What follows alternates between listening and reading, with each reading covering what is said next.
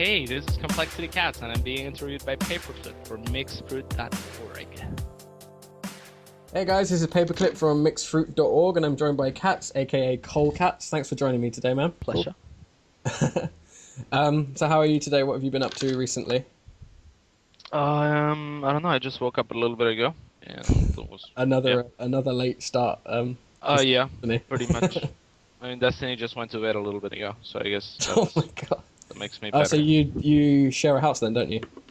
For the time being, yeah. Oh, okay, cool. Is it working out okay? Is it all good? Yeah, it's good. It's fun.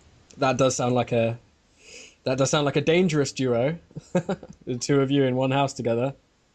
Oh, true. Oh, duo. Yeah. Okay. What do you think of a dangerous duo? I don't know. I don't know. It's hard to understand British English. What? It is. British English? Yeah. Real English? I'm sure that's what you meant to say. The real English is what I meant to say. Yeah. Definitely, yeah. I'm sure that's what you meant. Yep. All right, man, I'm going to jump into the first question I have for you today to kind of kick off the whole thing. Okay. And I think the biggest elephant in the room at the moment is how the switch over to the new clan has affected you, especially in terms of your competitive play and your training regime. Has it affected you at all? Yeah, sure. In a positive way, actually. One of the main reasons we couldn't keep up with Root anymore is the fact that, there was a lot of management that had to be done for me and for Drury as well. Probably, we had to run the team. We had to try and find sponsors. We had to do a whole bunch of shit. I mean, it was a great run. We really enjoyed the team, and it was like over a year that we couldn't really find any solid financial backup. So we figured it'd be best for everyone. And now being in Complexity, I don't have to worry too much about that stuff. I still like to help with recruiting and scouting and stuff like that. And I like to help with the lineups and stuff because I like doing that. I've been the leader of many teams throughout my career, and yeah. So, but now I get more time to play and focus on my gaming career. That's actually an interesting thing. I've never heard any programmer talk about their sort of recruitment strategy before. How does it sort of work? Is it just kind of mass laddering and finding people who utterly roll you and being stunned by it, or how does it work? For Root, for example, it would work. The way it would work is I would find really good players, mostly on the ladder, because at the time, like when StarCraft 2 first came out, I was just scouting for potential. I had a lot of experience scouting for potential and seeing what potential looks like from Brood War, for example. I was the leader of IG, one of the best European teams for some time in Brood War, and I learned a lot. You European then? Sorry. No, I'm from Peru. You're from Peru. Yeah, but the Brood War scene, as far as foreigners go, was just basically around Europe, built around Europe, the European definitely.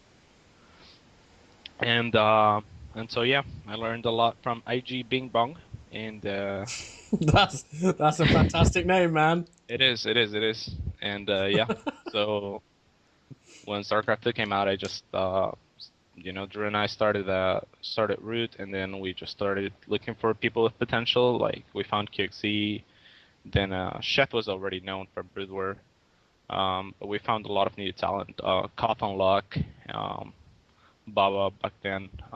Then we got Chef, Kiwikaki, Slush. Just people that would be good on the ladder, but not just good, but that we could see had potential to improve even more, and help us practice and stuff like that. Okay, so did you recruit people specifically for the specifically just to practice with, and not for competitive play? No. It was really important before anyone joined my team. I had almost a little speech planned out where I was like, what they like. I didn't care how fight good on you the were beaches. If you you fight weren't on the gonna creep. No, I wouldn't care how good they were if they weren't gonna commit to the game, for example. Yeah. So I would ask them what their plans for this game was, and how good were they planning to be, how much time were they willing to put, and how much time do they play, what background do they have, because no background. Like for example, Minigun, right? Minigun had never played on RTS before, and Jesus Christ. just like he started StarCraft 2 in bronze, so hey, just like me. that guy is just a beast, and right now he can play like any race at Grandmaster's level, and his Protoss is just one of the best in North America. So that guy is a great example of potential, you know. And how did you find him specifically? How did you spot that potential in a player?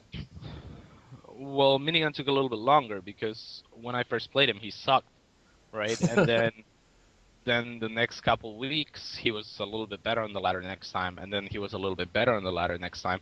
And I was still like 20-1 against him, but every time he was like better, you know, like noticeably better. Yeah, we just asked him to join eventually, and you know, I still had a large margin of like a win-loss ratio against him, like maybe 20 wins and I don't know, maybe 4 losses. Has he evened it now? What? Now he rapes me. Yeah. Oh dear. So is that where your Not kind not of all the professions lie, is recruitment? So if you were to leave coL, leave being the actual professional gamer, would you go directly into recruitment, sort of as your backup plan? I mean, what's your area of expertise, do you think? If you couldn't play. If I couldn't play, I don't know, Yeah. maybe coach or Yeah, yeah. man, you've got no arms, you can't play. What do you do? Be the yeah. I guess I could coach. I could be a leader of a team. It's not like I dislike that, but I like playing more for sure, and I have a lot of experience on that field. So do you plan to continue the way you are for as long as you possibly can, or do you have a sort of a contingency plan laid out for you? You're doing this to get to this sort of deal. Well, I have a degree, so if pro gaming ever didn't work out for me, I have that to fall back on. Okay, what's But your degree? yeah, I definitely want to. What? Media arts and animation. Oh, that's nearly exactly the same thing I did, man. A Nice. fellow arty. Yeah. But Okay, so if recruitment's where your background is, I'm kind of interested now to know how you got started, how you got picked up for it. Because well, I did you never got did you picked have a up. Brood War background I started my own team with Druby. in Brood War? Like we started Root. No, in Brood War. Well, let's see. Because I'm talking way back. I'm talking when you started. Yeah, I started playing big game hunters and shit like that, and then I got into a small team, and then I improved a bunch, and then I started playing with Europeans, and I was okay. I wasn't the greatest, but then after that I made Team Peru on WG Tour. So I was the leader of Team Peru, and then I was the leader of a bunch of teams because I was better than most people on my server, right? Which was the East server. So I always tried to have the best team on East, and I had like 5 best teams on East, which doesn't really mean shit, but you know, it was fun. And yeah, then I started playing a lot of 2v2 competitively with one of my friends from Peru, Naranjito is how you actually pronounce it. And we finished first in one of the WG Tour seasons, and then we got really high on PG Tour, and we won a bunch of tournaments. Then we got picked up by Revolution Sports RS. Then we got we never got picked up by IG. Like, here's where IG comes in, and Bing Bong, right? This guy it's was fantastic. remaking IG, right? And I knew this guy. He was remaking IG with Bundy and with Kim Won-chul, a Korean pro gamer, right? Naranjito and I were pretty much like the best team 2v2 team aside from Mondragon and Testy maybe. Yeah, when Bing Bong was remaking IG, I was like, oh my god, let's just leave RS, which we had just joined. Like, what did RS stand for? Revolution Sports, I think. And it's a really good team. It's a really known team. It's still there? It probably is around still. Yeah, it was a pretty big organization. Oh wow. And so we left. We didn't even stay in for a week, and we joined IG just because the tag was like, I always wanted to be in IG. You know, it was like my dream to be in IG. And we helped rebuild IG. We did really well in Clan Wars because we had we had that Korean pro gamer Bundy, and Naranjito and I for 1v1, and then I had Naranjito and me for 2v2, and then we got Cass and Clausen and. Jesus, so you have a huge history behind you in gaming then. Yeah. So it's not like... then I started playing 2v2 with Druby for like 7 years, and I quit Brood War, I played some Dota, and yeah. So is there a game you haven't played? Oh, yeah, there should be. I mean, is there a game I'm you really got not into but huge. couldn't compete? Is there a game you kind of... I really like Dota. It was a lot you of fun. couldn't compete? Well, it's not that I couldn't compete. I was competing in the small leagues, and Yeah. sometimes tried to like get into the. I don't know. I wasn't really trying to be the best at it. Mm. I was definitely trying to be the best at the little league that I played in. But I wasn't trying to be competitive or follow the scene at all. I didn't know who was who. Okay, so how come do you still play? Do you play kind of? What's your opinion on the new kind of Dota clones You mean on Dota League 2 of or you mean Legends? Han and League of Legends? Yeah. I play Han occasionally and League of Legends sometimes. I find League of Legends a little bit boring and slow, but whatever. I mean, it's a fun game. We played League of Legends while the beta was down, like Call of Root did, Yeah. and we did okay. And then I just play Han with like Retorb and whoever's on my friend Sky5. And, yeah. So you've obviously done a lot of competitive play before in pretty much every game that got a huge esports scene behind it. Do you Well, think I there's wouldn't say something competitive, but yeah, like yeah, sure. close to competitive? You got into it Yeah. quite deep. Okay. Um, do you think that there's something that tournaments and organizers need to do to bring in either more new people or make the pro players feel like they should play more? Things like raising prize pools or raising stream quality and things like that. Things that would make more new people gravitate towards the scene. That's a little bit tough. I mean, the people that are in the scene it's more about keeping the people in the scene and making them more interested and fall more in love with the game than bringing in new people. I believe that bringing in new people is, Blizzard's job, or League of Legends S2 games or whatever's job.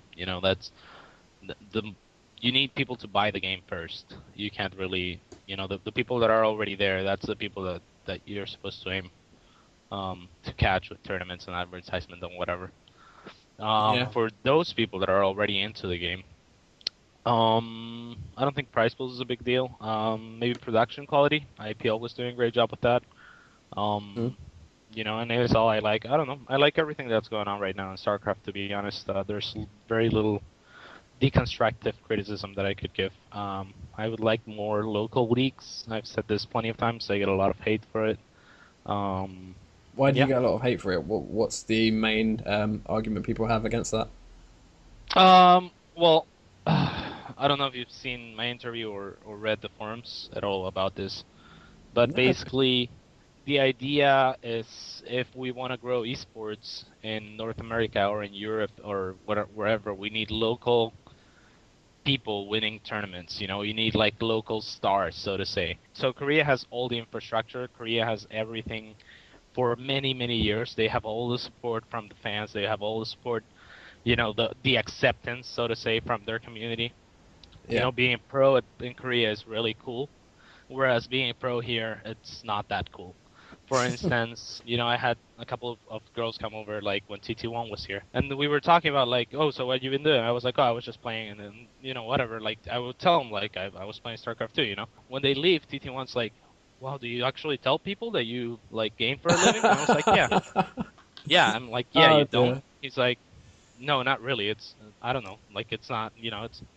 It's not. I just don't tell people. It's That kind of definitely does sound embarrassing. like a shame. So basically, what you think is that we need to make it less of a stigma, and less of a sort of thing that people feel that either people won't understand or that they'll criticize them Sure. for.